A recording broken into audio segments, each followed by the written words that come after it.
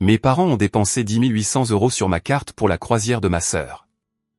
De toute façon, tu n'as pas besoin de cet argent, a ricané ma mère. J'ai souri, profitez-en bien. Pendant leur absence, j'ai vendu la maison où ils logeaient gratuitement. À leur retour 25 appels en absence. Vous n'avez de toute façon pas besoin de cet argent, dit ma mère, sa voix empreinte de ce ton familier et dédaigneux qui m'avait accompagné toute ma vie. Elle se tenait dans ma cuisine comme si elle en était la propriétaire, faisant un geste de la main comme si les 10 800 € qu'elle venait de débiter sur ma carte de crédit n'étaient que de la menue monnaie. J'ai fixé la notification sur mon téléphone, le chiffre me fixant comme une accusation. Forfait suite de luxe de Caribbean Cruise Lines. 10 800 €, pour être exact. Mes mains tremblaient légèrement, mais pas de choc. J'avais cessé d'être choqué par le comportement de ma famille il y a des années. Non, c'était quelque chose de différent. Quelque chose qui ressemblait au craquement final d'un barrage qui subissait une tension depuis bien trop longtemps. Je m'appelle Isabelle et j'ai 32 ans. Je travaille comme comptable principal chez Felix Interactif, une société de jeux vidéo basée à Lyon.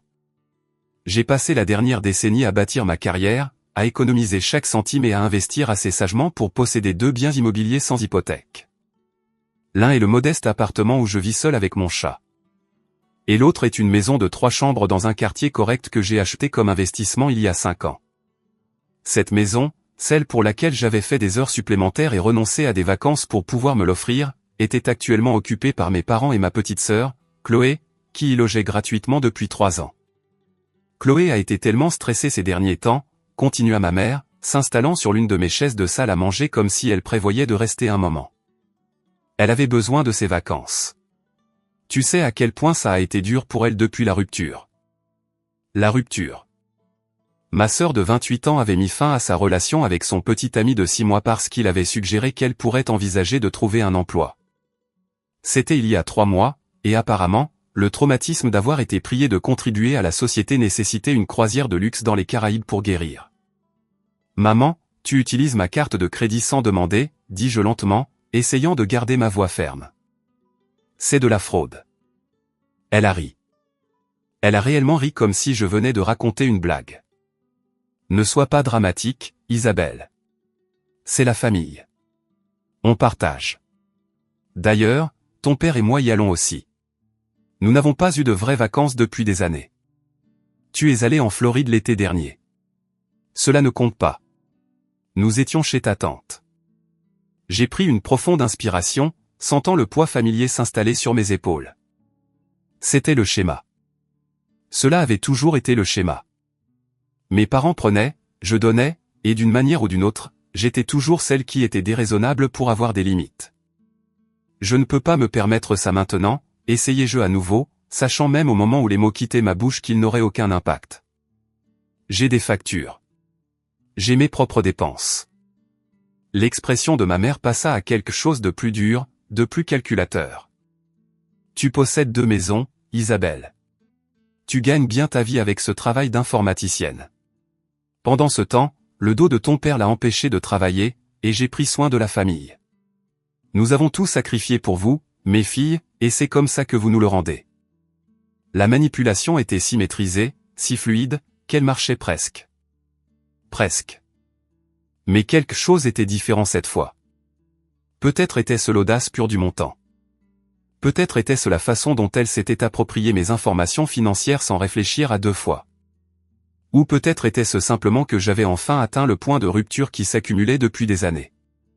Quand part la croisière, demandai-je tranquillement. Samedi matin. Nous serons partis pendant 12 jours. Elle sourit, prenant apparemment ma question pour une acceptation. Ça va être merveilleux. Chloé est tellement excitée. Tu devrais voir la suite que nous avons réservée. Elle a un balcon et tout. J'ai hoché la tête lentement, mon esprit travaillant déjà sur les implications. 12 jours où il serait injoignable, flottant quelque part dans les Caraïbes, dépensant de l'argent que je devrais travailler des mois pour récupérer. De l'argent qu'il m'avait volé sans une seconde de réflexion. Profitez-en bien, dis-je. Et je le pensais d'une manière qu'elle ne pourrait jamais comprendre. Ma mère rayonnait, tendant la main pour tapoter la mienne comme si j'étais une enfant qui venait enfin d'apprendre à partager ses jouets.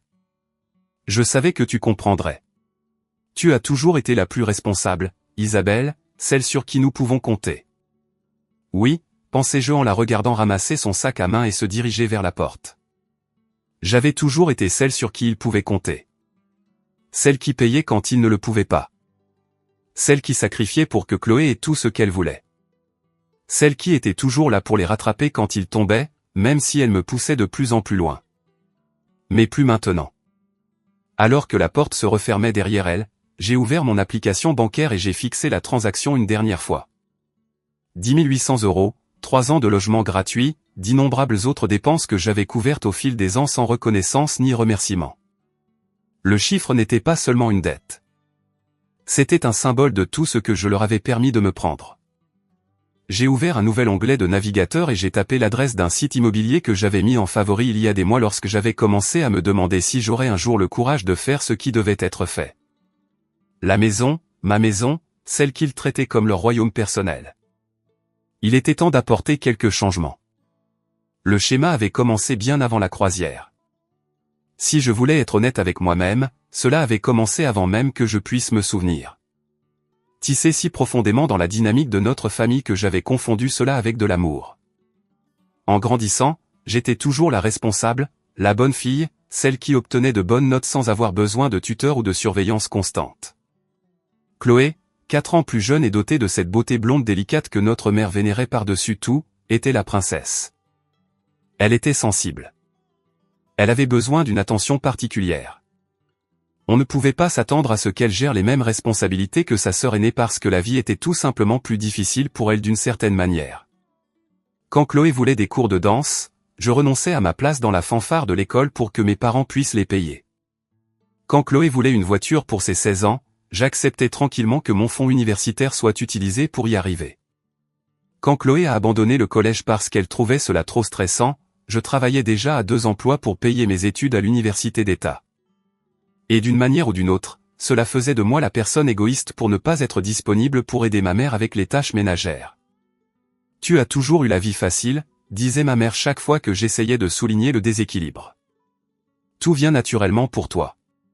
Chloé doit travailler 2 fois plus dur pour la moitié des résultats. » Ce n'était pas vrai, bien sûr. J'avais travaillé pour tout ce que j'avais accompli. Mais le récit était établi si tôt et répété si souvent que même moi j'avais commencé à y croire. Peut-être que j'étais juste chanceuse. Peut-être que les choses venaient plus facilement pour moi. Peut-être devais-je à ma famille la culpabilité de réussir là où Chloé échouait. La maison est devenue le symbole ultime de cette dynamique. Je l'avais achetée à 27 ans, en utilisant chaque centime que j'avais économisé depuis mon premier emploi à 15 ans. Elle était censée être une propriété locative, un moyen de générer des revenus supplémentaires et de sécuriser mon avenir financier.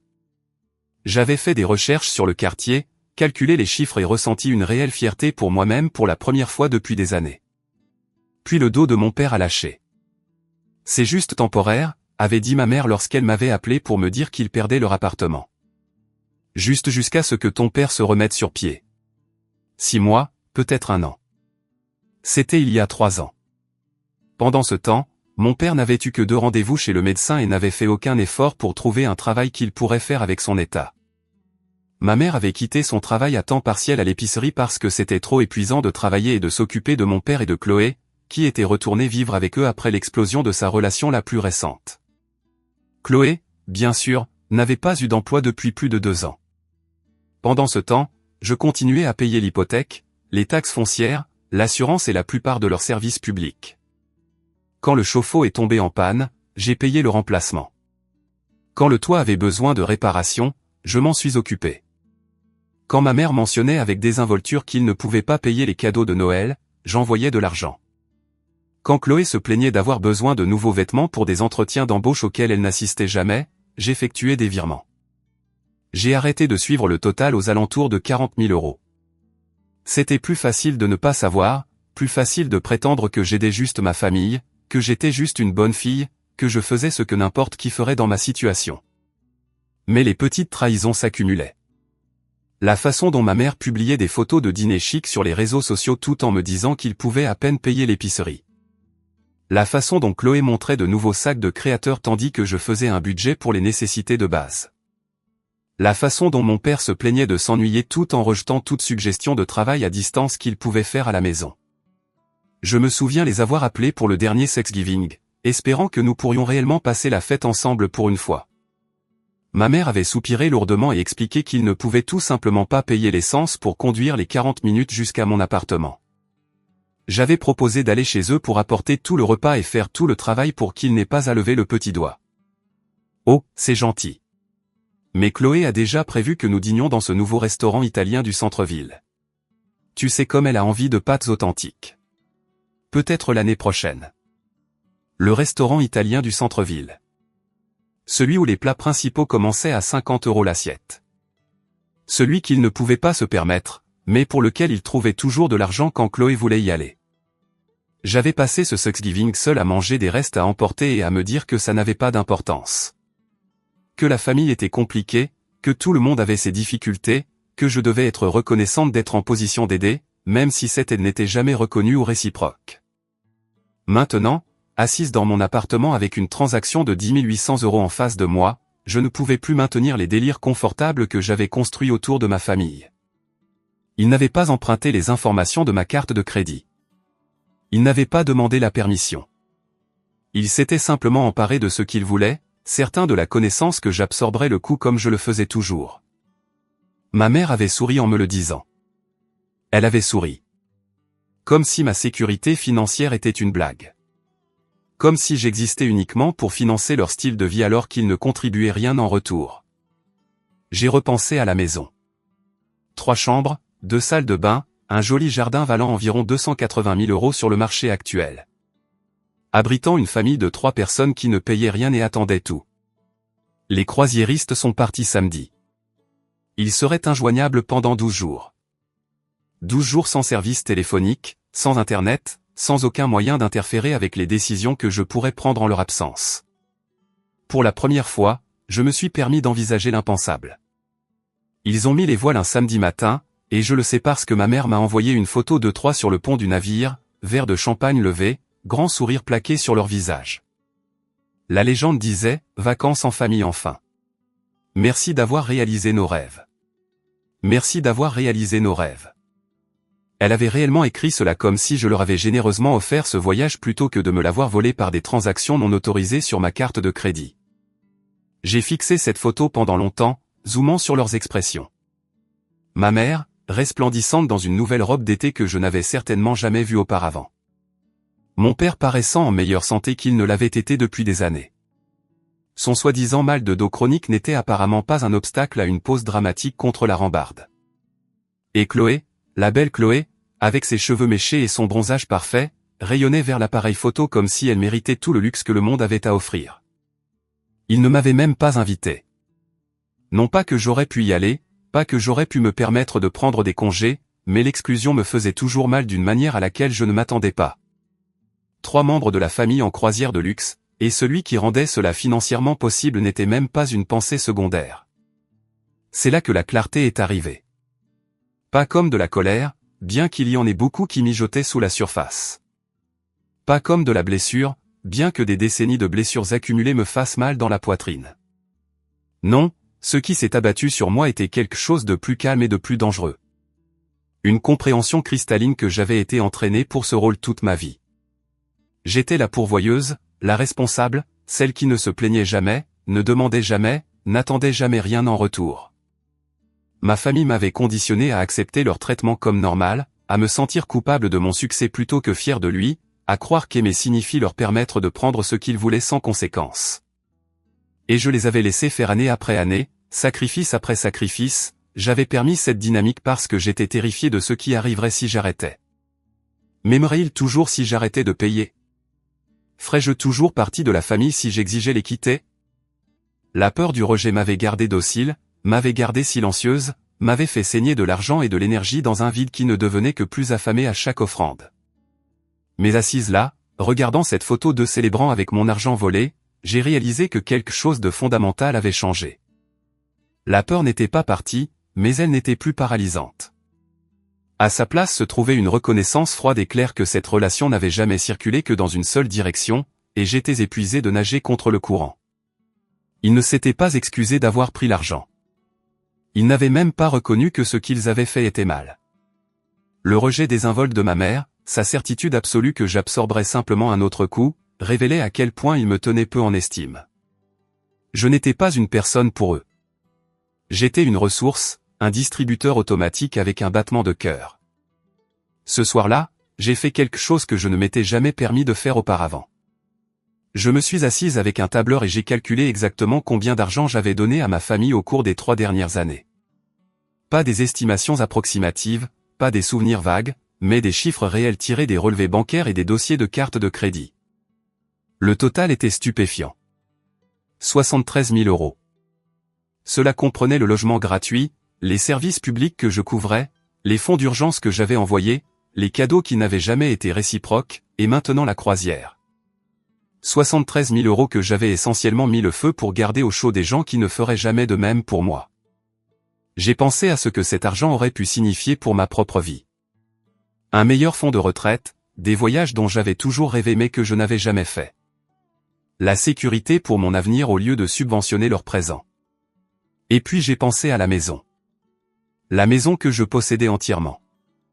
La maison où ils vivaient sans bail, sans contrat de location, sans aucune documentation légale qui leur donnait le droit d'y rester. J'étais tellement concentré sur le fait d'être une bonne fille, de ne pas faire de vagues, que je n'avais jamais officialisé notre arrangement.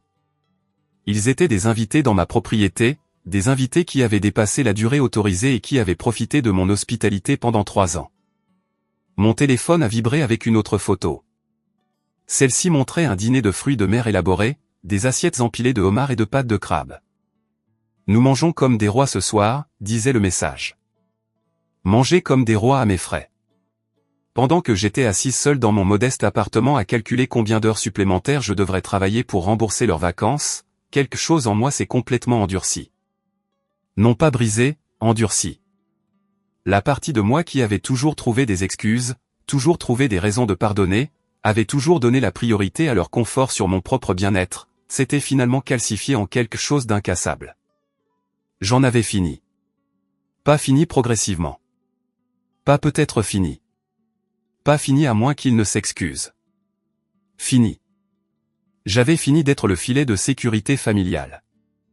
J'avais fini de sacrifier ma sécurité financière pour des gens qui considéraient ma générosité comme leur droit de naissance. J'avais fini de prétendre que c'était normal, acceptable, ou quelque chose de moins qu'une exploitation systématique de quelqu'un qui les avait aimés inconditionnellement. Ils avaient 12 jours en mer. 12 jours de dîner au homard et de toast au champagne et de liens familiaux qui m'excluaient. 12 jours pendant lesquels ils seraient complètement injoignables, incapables d'interférer avec les choix que je pourrais faire. J'ai pris mon téléphone et j'ai fait défiler mes contacts jusqu'à ce que je trouve le numéro que je cherchais. Patricia, l'agent immobilier qui m'avait aidé à acheter mes 2 propriétés. Nous étions restés en contact au fil des ans, et elle m'avait mentionné plus d'une fois qu'elle pouvait obtenir d'excellentes offres sur l'une ou l'autre propriété si jamais je décidais de vendre. Mon pouce a plané au-dessus du bouton d'appel. Cela changerait tout. Il n'y aurait pas de retour en arrière après cette décision. Pas de prétendre que cela ne s'était pas produit, pas de réconciliation familiale. Après avoir franchi cette ligne, j'ai pensé au sourire narquois de ma mère, au faux mal de dos de mon père, à l'arrogance sans fin de Chloé. J'ai appuyé sur appel. Isabelle, ça me fait tellement plaisir d'avoir de tes nouvelles. La voix chaleureuse de Patricia est venue au téléphone. Professionnelle mais amicale. Comment vont les choses? Toujours contente de l'appartement. Très contente, dis-je, surprise de voir à quel point ma voix était stable. En fait, j'appelle au sujet de l'autre propriété, la maison sur avenue des Lilas. Oh. Je pouvais pratiquement entendre son intérêt s'aiguiser. Penses-tu enfin vendre? J'attends cet appel depuis 3 ans. 3 ans. La même durée pendant laquelle ma famille vivait là gratuitement. Patricia ne connaissait pas les détails de mon arrangement, mais elle avait toujours été claire sur le fait que la maison était dans un quartier désirable avec une forte demande sur le marché. Combien pensez-vous que je pourrais en obtenir sur le marché actuel? Elle a fait une pause et j'ai entendu le clic d'un clavier en arrière-plan. Laissez-moi consulter les comparables récents. D'accord, en regardant les maisons similaires dans ce secteur qui se sont vendues au cours des 6 derniers mois, vous êtes dans une fourchette de 270 000 à 300 000 €, selon l'État. La propriété est-elle toujours en bon état? j'ai pensé aux réparations que j'avais payées au fil des ans, aux nouveaux chauffe-eau, aux travaux sur le toit, aux appareils électroménagers mis à jour que j'avais installés avant que ma famille n'emménage. Elle devrait l'être. Je l'ai bien entretenue. Alors j'estime que nous pourrions la mettre sur le marché à 285 000 € et potentiellement obtenir des offres au-dessus du prix demandé. Le marché est dynamique en ce moment, surtout pour les maisons prêtes à emménager dans de bons quartiers scolaires. Elle a fait une pause. Voulez-vous que je vienne jeter un œil? Je peux faire une visite et vous donner une évaluation plus précise. C'est là que cela devenait compliqué. Il y a une situation, dis-je prudemment. La maison est actuellement occupée. Oh, vous avez des locataires. Ce n'est pas nécessairement un problème. Nous pouvons soit vendre avec les locataires en place, soit attendre l'expiration du bail, selon ce qui fonctionne le mieux pour votre calendrier. Pas exactement des locataires, des membres de la famille, et il n'y a pas de contrat de location formel. Le silence à l'autre bout s'est étiré un instant. Quand Patricia a repris la parole, sa voix avait changé pour un registre plus sérieux. D'accord, cela change légèrement les choses. Sont-ils au courant que vous envisagez de vendre? Non. Et je préférerais que cela reste ainsi pour l'instant. Une autre pause. Isabelle, je veux vous aider, mais je dois aussi m'assurer que nous faisons tout correctement. Sans bail, ce sont essentiellement des invités ou des occupants à volonté. En Ohio maintenant, en France, vous devriez leur donner un préavis raisonnable de départ, généralement de 30 jours, avant que nous puissions montrer la maison aux acheteurs. Cependant, certains acheteurs pourraient être intéressés par l'achat avec les occupants actuels, en particulier les investisseurs à la recherche de propriétés locatives. J'avais fait mes recherches. Je connaissais les exigences légales. Mais je connaissais aussi autre chose. Et si la vente était conclue pendant qu'ils sont en voyage? Ils sont actuellement en croisière, partis pour 12 jours. Patricia est restée silencieuse un long moment. C'est un calendrier agressif, mais pas impossible si nous trouvons un acheteur au comptant qui souhaite avancer rapidement. Il y a des investisseurs qui recherchent spécifiquement ce type de situation. Des clôtures rapides, sans contingence, prêts à gérer eux-mêmes les transitions d'occupants. À quelle vitesse? J'ai déjà conclu des transactions en 7 jours. 10 est plus typique pour une situation urgente. Elle a hésité. Isabelle, êtes-vous sûre de cela? Vendre une propriété sous les pieds de membres de la famille est. Eh bien, c'est une décision importante. Je ne juge pas. Je veux juste m'assurer que vous y avez bien réfléchi. Avais-je réfléchi? Je n'avais pensé à rien d'autre depuis que ma mère avait quitté mon appartement avec ce sourire suffisant. J'avais pensé aux années de sacrifice, aux dizaines de milliers d'euros, au manque total d'appréciation ou de réciprocité. J'avais pensé à ce que signifiait être traité comme une ressource plutôt que comme une personne. Je suis sûr, dis-je. Je veux procéder. Très bien alors. Laissez-moi passer quelques appels pour voir qui pourrait être intéressé par un achat rapide. J'ai quelques clients investisseurs qui sont toujours à la recherche d'opportunités comme celle-ci. Pouvez-vous m'envoyer des photos récentes de l'intérieur? C'est là que ça devenait délicat. Je n'étais pas entré dans la maison depuis près d'1 an. Ma famille m'avait clairement fait comprendre que mes visites étaient des intrusions, que j'étais d'une certaine manière impoli de vouloir voir ma propre propriété. Mais j'avais les photos de l'annonce d'origine de l'achat, et j'avais toujours les clés. Je peux vous envoyer des photos d'ici demain, dis-je. Et Patricia, merci de ne pas rendre cela plus difficile que nécessaire. Je suis là pour aider mes clients à atteindre leurs objectifs, quels qu'ils soient. Je vous recontacterai. Après avoir raccroché, je suis resté un moment avec ma décision. L'ampleur de ce que j'étais en train de mettre en place ne m'avait pas échappé. Cela modifierait de façon permanente ma relation avec ma famille, en supposant qu'il restait une quelconque relation à modifier après cela. Ma mère ne me pardonnerait jamais. Mon père ne me parlerait probablement plus jamais. Chloé publierait probablement quelque chose de dramatique sur les réseaux sociaux à propos de la trahison et de la famille et de la façon dont elle avait toujours su que j'étais jalouse d'elle. Mais étrangement, rien de tout cela ne semblait aussi terrifiant qu'avant. La peur de perdre ma famille m'avait gardé docile pendant des années. Mais qu'étais-je réellement en train de perdre? Des gens qui ne me contactaient que lorsqu'ils avaient besoin de quelque chose. Une mère qui se moquait de mes inquiétudes concernant le vol. Un père qui ne prenait pas la peine d'assister à ma remise de diplôme, mais s'assurait d'assister à tous les récitals de danse de Chloé. Une sœur qui ne m'avait jamais demandé comment j'allais, ce que je faisais, mes espoirs ou mes rêves. Je me suis connecté au portail de gestion immobilière que j'utilisais pour suivre mes 2 propriétés. Là, c'était la maison sur l'avenue des Lilas. Ma maison, celle pour laquelle j'avais transpiré, économisé et sacrifié. Celle qui était devenue un symbole de tout ce qui n'allait pas dans la dynamique de ma famille. Alors que je fixais l'annonce, l'adresse que j'avais mémorisée il y a des années, j'ai remarqué quelque chose dans la section des documents que je n'avais pas vu auparavant. Un fichier avait été téléchargé récemment au cours du dernier mois. J'ai cliqué dessus. C'était un formulaire de déclaration de résidence, partiellement rempli avec l'écriture de ma mère.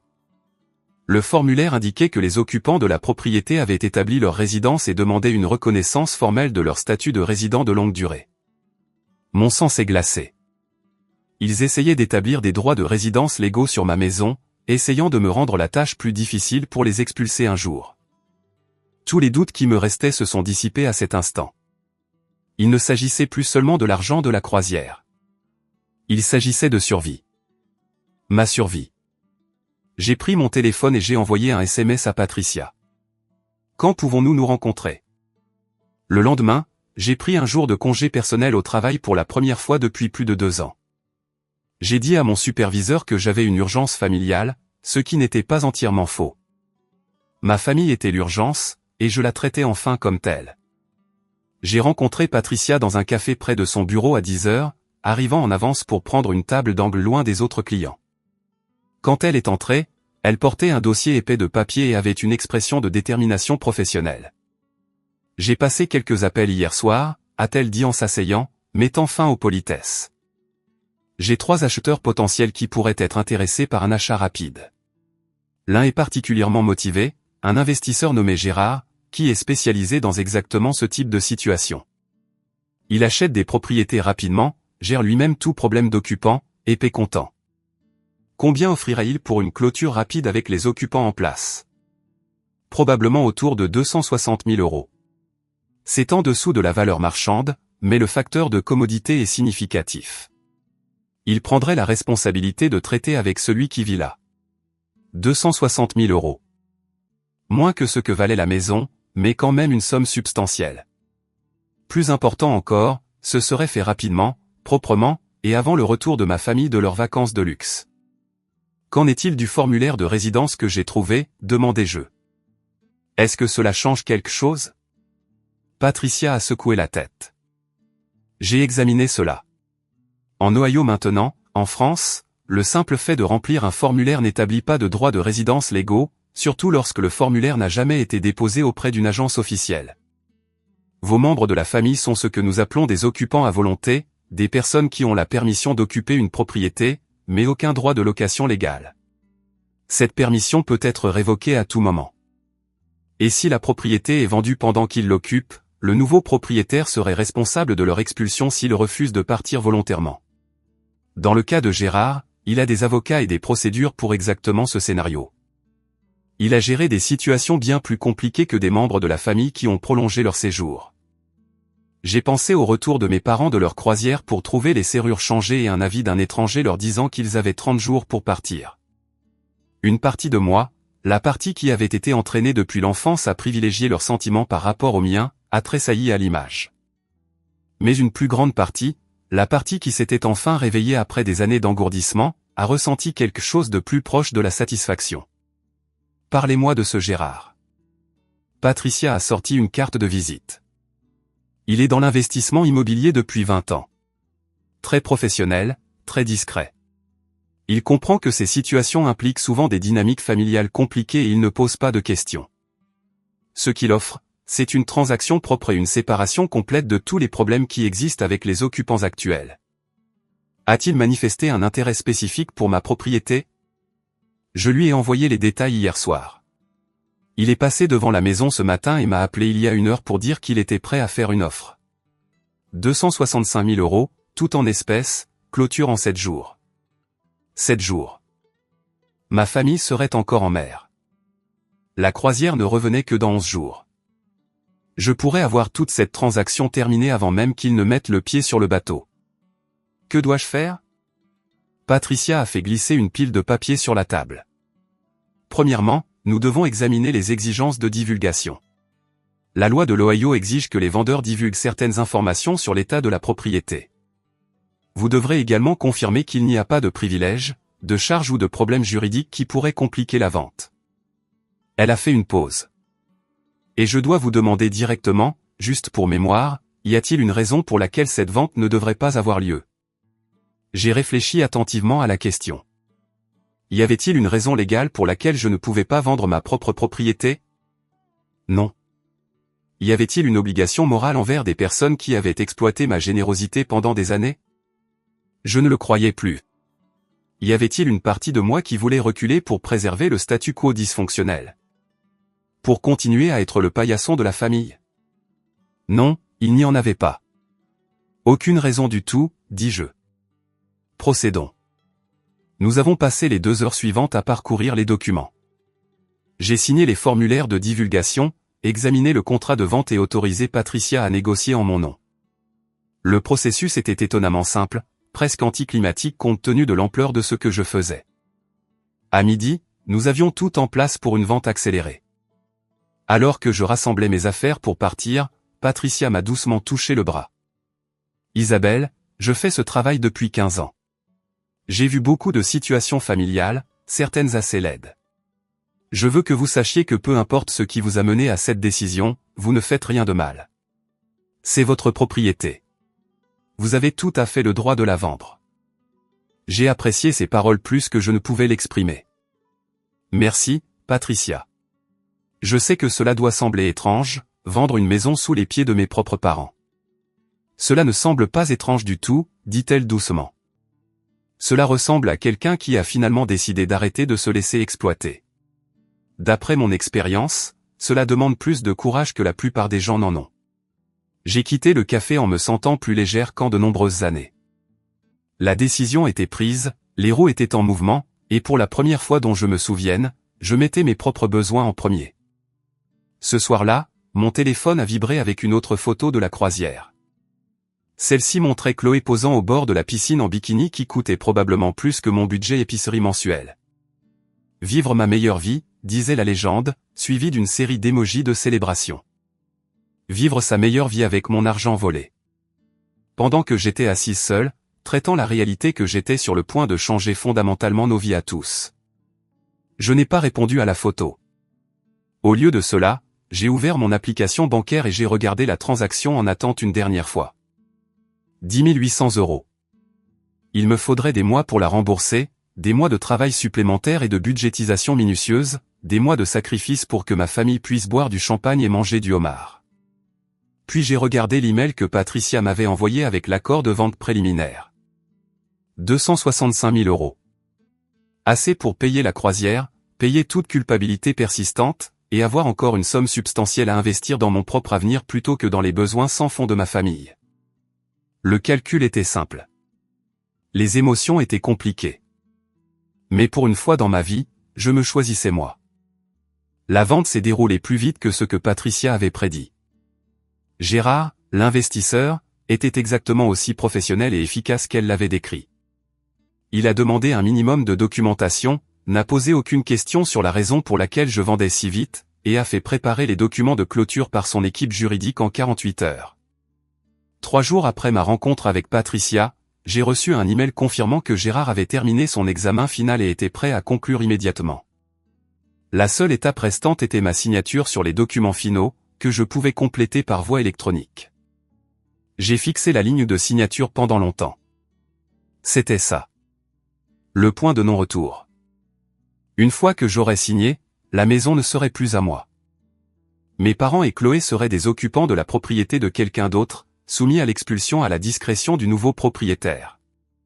Mon téléphone a vibré. Une autre mise à jour de la croisière. Cette fois, c'était une vidéo que ma mère avait postée sur ses réseaux sociaux montrant les trois en train de rire, de taper des mains au rythme de la musique lors d'un spectacle de divertissement à bord, paraissant plus heureux et plus insouciants que je ne les avais vus depuis des années. Tout cela à mes frais, sans même un semblant de gratitude. J'ai signé les documents. La confirmation est arrivée presque immédiatement. Félicitations pour votre vente, disait l'email. La clôture est prévue pour demain à 14 heures. Les fonds seront transférés dans les 24 à 48 heures suivant la clôture. Demain. Dans moins de 24 heures, je ne posséderai plus la maison sur l'avenue des Lilas. Ma famille ne vivrait plus dans ma propriété. La dynamique qui avait défini notre relation pendant 3 ans, plus si l'on compte toutes les autres façons dont elle m'avait exploité, serait irrévocablement changée. Je m'attendais à me sentir coupable. J'avais été conditionné toute ma vie à me sentir coupable de me faire passer en premier, de ne pas me sacrifier assez, de ne pas être assez généreuse avec des gens qui ne rendaient jamais l'appareil. Mais alors que j'étais assise dans mon appartement ce soir-là, regardant le soleil se coucher par ma fenêtre, j'ai ressenti quelque chose d'inattendu. La paix. Une paix véritable et profonde. Pour la première fois dont je me souvienne, j'avais pris une décision basée entièrement sur mes propres besoins et désirs. Pas ce que ma mère voulait, pas ce qui rendrait Chloé heureuse, pas ce qui maintiendrait la paix familiale, mon choix, ma propriété, ma vie. La clôture a eu lieu l'après-midi suivant sans aucune complication. J'ai signé les documents finaux électroniquement en étant assise à mon bureau au travail, minimisant la fenêtre chaque fois qu'un collègue passait. Le transfert des fonds a été initié immédiatement. 265 000 € déposés sur mon compte moins les frais de clôture et la commission de Patricia. Même après tout, j'ai conservé plus de 240 000 €. Gérard, le nouveau propriétaire, n'a pas perdu de temps. Quelques heures après la clôture, il a fait changer les serrures par son équipe de gestion immobilière et a affiché des avis formels sur la propriété. Les avis informaient tout occupant actuel que la propriété avait été vendue et leur donnaient 30 jours pour partir. Procédure standard pour un investisseur reprenant une propriété occupée. Je n'ai dit à personne ce que j'avais fait. Pas à mes collègues, pas à mes quelques amis proches, pas au couple de parents éloignés à qui je parlais occasionnellement. C'était entre moi et ma famille, et ils le sauraient bien assez tôt. Le bateau de croisière devait revenir au port le dimanche matin. Selon mes calculs, ma famille serait de retour à Lyon dimanche soir. Ils conduiraient jusqu'à la maison de l'avenue des Lilas, épuisés par le voyage, mais toujours exaltés par 12 jours de luxe et d'indulgence. Ils marcheraient jusqu'à la porte, se plaindraient probablement de devoir porter leurs propres bagages, et trouveraient les serrures changées et un avis officiel collé sur la porte d'entrée. Je me demandais combien de temps il leur faudrait pour comprendre ce qui s'était passé. Ma mère, vive comme toujours lorsqu'il s'agissait d'identifier les menaces à son existence confortable, le comprendrait probablement immédiatement. Mon père pourrait prendre plus de temps, ses mécanismes de déni étant profondément ancrés. Chloé pleurerait probablement et publierait quelque chose de dramatique en ligne avant même que la réalité ne s'installe complètement. Et puis ils m'appelleraient. J'en étais certaine. Ils appelleraient, écriraient et exigeraient des explications et m'accuseraient de trahison et de cruauté et de tout ce qu'ils pourraient imaginer pour me faire sentir coupable d'avoir enfin refusé d'être leur victime plus longtemps. Je me suis préparé à ces appels. Pas nécessairement pour y répondre, mais pour résister à l'assaut de notifications, de messages vocaux et de SMS qui inonderaient inévitablement mon téléphone. J'ai rédigé une seule réponse que j'enverrai une seule et unique fois. Vous avez choisi d'utiliser ma carte de crédit sans permission pour des vacances de luxe. J'ai choisi de vendre ma propriété. Les deux étaient des choix. Les deux ont des conséquences. J'ai appuyé sur envoyer et puis j'ai fait quelque chose que j'aurais dû faire il y a des années. J'ai bloqué son numéro. Puis j'ai bloqué le numéro de mon père. Puis j'ai bloqué le numéro de Chloé. Puis, pour être sûr, je les ai tous bloqués sur les réseaux sociaux et par email. Le silence qui a suivi a été profond. Pour la première fois de ma vie d'adulte, j'étais complètement injoignable par ma famille. Ils ne pouvaient pas m'appeler, m'envoyer des SMS, me contacter par aucun moyen numérique. S'ils voulaient me joindre, ils devraient se présenter physiquement à mon appartement, et j'étais préparé à cette possibilité aussi. Ils se sont présentés 3 jours plus tard. Je m'y attendais, honnêtement. Ma mère n'était rien si ce n'est persistante, et elle n'accepterait jamais d'être bloquée sans me confronter directement. Je travaillais à domicile ce jour-là, un mercredi, lorsque j'ai entendu les coups frappés à la porte de mon appartement. Pas des coups frappés, mais des coups frappés, des poings contre le bois, rythmiques et en colère. Isabelle, je sais que tu es là. Ouvre cette porte tout de suite. La voix de ma mère, stridente d'indignation. Je suis resté à mon bureau, continuant à taper, la laissant s'épuiser contre ma porte fermée. C'est ridicule. Tu ne peux pas simplement refuser de nous parler. Nous sommes ta famille. Les coups ont continué pendant plusieurs minutes. J'ai entendu la voix de mon père murmurer quelque chose, essayant probablement de la calmer. Puis Chloé est intervenue, son ton oscillant entre gémissement et exigence. Isabelle, s'il te plaît. Nous voulons juste comprendre. Que avons-nous fait de mal? Que avait-il fait de mal? Comme s'il ne savait vraiment pas. Comme si prendre 10 800 € sans permission était ambigu. Comme si vivre gratuitement dans ma propriété pendant 3 ans pendant que je payais toutes les dépenses était un comportement familial normal. Finalement, le vacarme a attiré l'attention. J'ai entendu la porte de mon voisin s'ouvrir, j'ai entendu des voix demander si tout allait bien, j'ai entendu ma mère essayer d'expliquer qu'elle rendait juste visite à sa fille. L'immeuble avait des règles strictes concernant les perturbations, et je savais que la réception serait appelée si cela continuait. Après environ 20 minutes, le bruit a cessé. J'ai entendu des pas s'éloigner, j'ai entendu l'ascenseur sonner, j'ai entendu le silence revenir dans mon couloir. J'ai attendu 10 minutes de plus pour être sûr. Ils étaient partis. Ce soir-là, j'ai trouvé une lettre glissée sous ma porte. L'écriture de ma mère, serrée et urgente sur du papier ligné qui avait clairement été déchiré d'un cahier. Isabelle, je ne comprends pas ce qui se passe. Oui, nous avons utilisé ta carte de crédit, mais nous avons toujours partagé en famille. Tu ne t'es jamais plainte avant.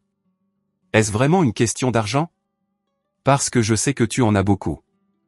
Tu as toujours été celle qui réussit, celle qui n'avait pas besoin d'aide. Ce sont nous qui avons des difficultés. Ton père a du mal à marcher la plupart des jours. Chloé souffre de dépression. Je suis épuisé de m'occuper de tout le monde. Et maintenant, tu nous as mis à la porte de la seule maison que nous avions. Nous dormons dans un motel à cause de toi. Un motel. Est-ce ce que tu voulais? Voir ta propre famille souffrir? Je t'ai mieux élevé que ça. J'ai tout sacrifié pour vous, mes filles. Et c'est comme ça que tu me le rends. Je ne te pardonnerai jamais pour ça. Jamais. Mais je suis toujours ta mère. Et s'il y a une chance que nous puissions arranger les choses, appelle-moi. Maman. J'ai lu la lettre 2 fois, puis je l'ai pliée soigneusement et placée dans le dossier que je gardais avec toutes leurs autres communications. Chaque mot a renforcé ma décision. La manipulation, la culpabilisation, l'absence totale de responsabilité. Même maintenant, face aux conséquences de leurs actes, ils ne pouvaient pas reconnaître qu'ils avaient fait quelque chose de mal. Je n'ai pas répondu à la lettre. Il n'y avait rien à dire que je n'avais pas déjà dit. Le temps des discussions et des négociations et des secondes chances était passé. Je leur avais donné des centaines de chances en 32 ans, et ils avaient utilisé chacune d'elles pour me prendre davantage. Les semaines suivantes ont été étonnamment calmes. J'ai appris plus tard qu'ils avaient finalement trouvé un logement temporaire chez un cousin éloigné du côté de ma mère, quelqu'un que j'avais peut-être rencontré 2 fois dans ma vie. Cet arrangement a duré environ 3 semaines avant qu'ils n'aient usé leur bienvenue là-bas aussi. Pendant ce temps, je faisais quelque chose que je ne m'étais jamais permis de faire.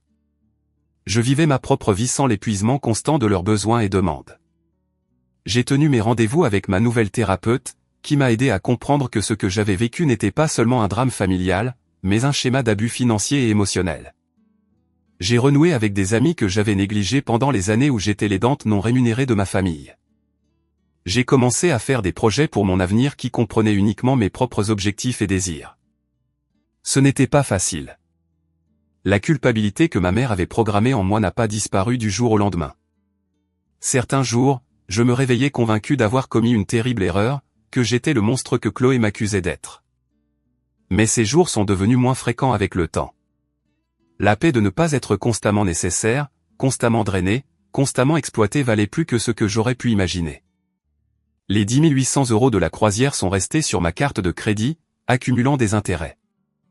Je les ai remboursés méthodiquement, refusant de laisser cela me peser financièrement, même si cela continuait de me brûler comme un symbole de leur trahison.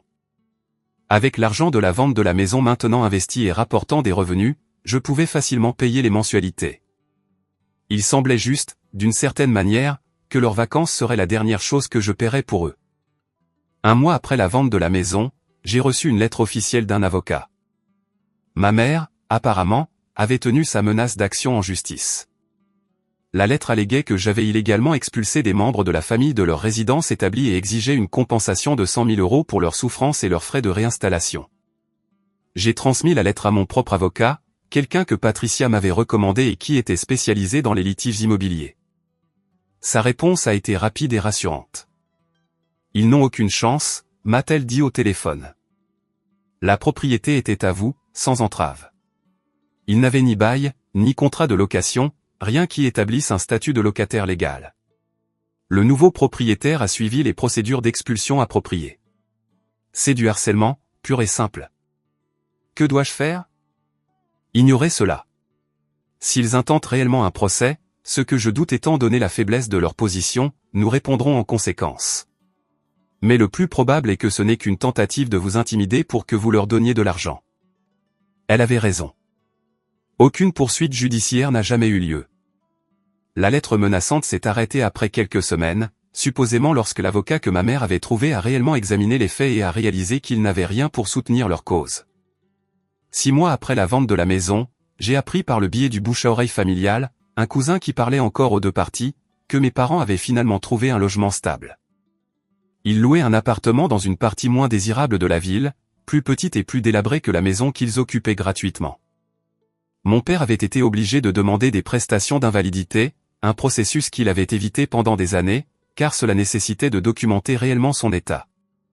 Chloé avait emménagé avec un petit ami qu'elle avait rencontré en ligne, une relation qui, selon les rumeurs, n'allait pas bien. Je n'ai ressenti aucune satisfaction face à leurs difficultés, mais je n'ai pas non plus ressenti de culpabilité. Leurs circonstances étaient le résultat de leur propre choix.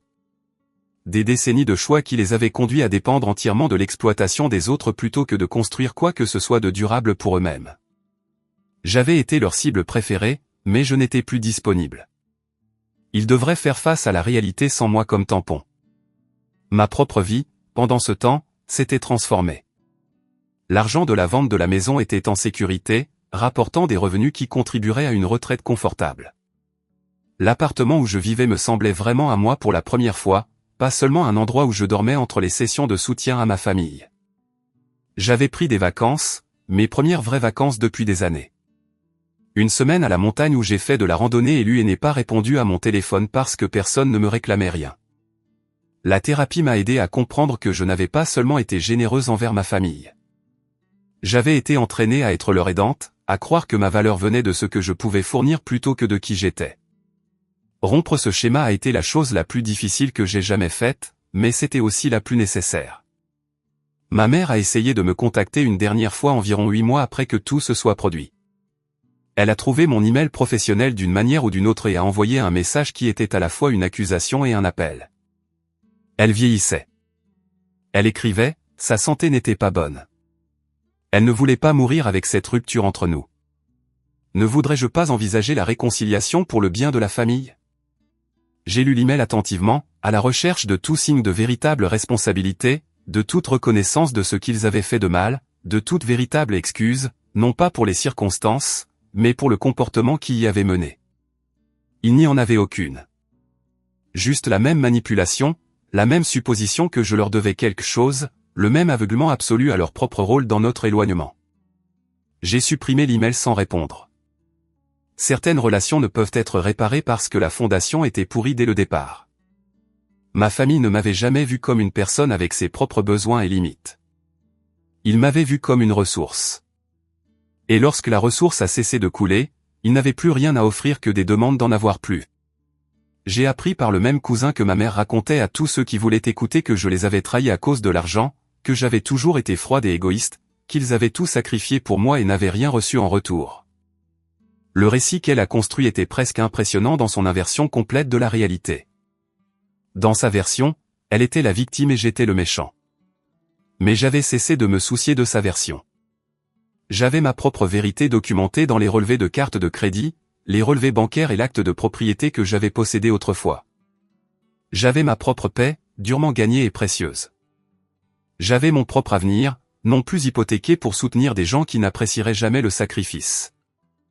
La dernière nouvelle que j'ai eue, c'est que la santé de ma mère continuait de décliner. Mon père restait largement cloîtré à la maison, et Chloé était à son troisième petit ami depuis qu'elle avait été forcée de subvenir réellement à ses besoins. Le cousin a dit qu'il y avait des rumeurs selon lesquelles ils essayaient de renouer avec des membres de la famille élargie qu'ils avaient aliénés au fil des ans, à la recherche de nouvelles sources de soutien maintenant que j'étais parti. Je leur souhaite bonne chance avec ça. Je le pensais vraiment. Non pas parce que je leur avais pardonné, mais parce que leur bonheur ou leur misère n'était plus ma responsabilité. J'avais porté leur fardeau si longtemps que les déposer donnait l'impression de laisser tomber un poids que je n'avais même pas réalisé qu'il m'écrasait. La maison sur l'avenue des Lilas avait été vendue à un investisseur qui l'avait rénovée et louée à un joli jeune couple.